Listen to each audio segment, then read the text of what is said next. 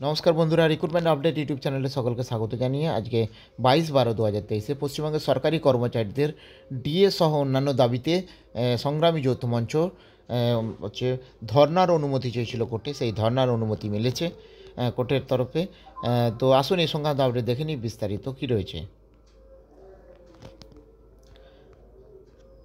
নবান্নের কাছে ধর্নায় অনুমতি। খাস নবান্নের বাসস্ট্যান্ডে সংগ্রামী যৌথ মঞ্চকে ধর্নায় বসার অনুমতি দিল কলকাতা হাইকোর্ট।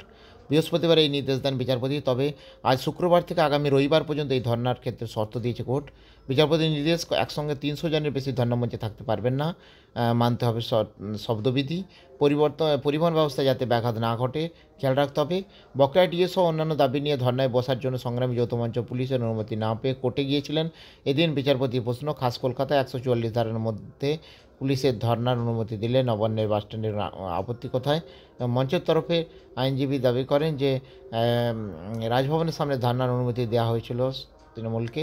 এই এলাকায় ধর্নায় বিরোধিতা করে রাজ্য। এবং বিচারপতি বলেন, রেড রোডে মিছিল হচ্ছে কলকাতা 144 ধারার মধ্যে মিছিল হচ্ছে, তাহলে নবান্নের বাসস্ট্যান্ডে ধর্নায় আপত্তি কেন? সূত্রে খবর, এই নির্দেশের বিরুদ্ধে আজ শুক্রবার হাইকোর্টের ডিভিশন বেঞ্চে যেতে পারে রাজ্য।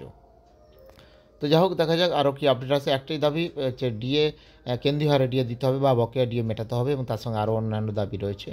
তো এই সংক্রান্ত আরও আপডেট পেলে অবশ্যই শেয়ার করবো। আর সঙ্গে থাকবেন এবং চ্যানেলটা সাবস্ক্রাইব করে নেবেন। ধন্যবাদ।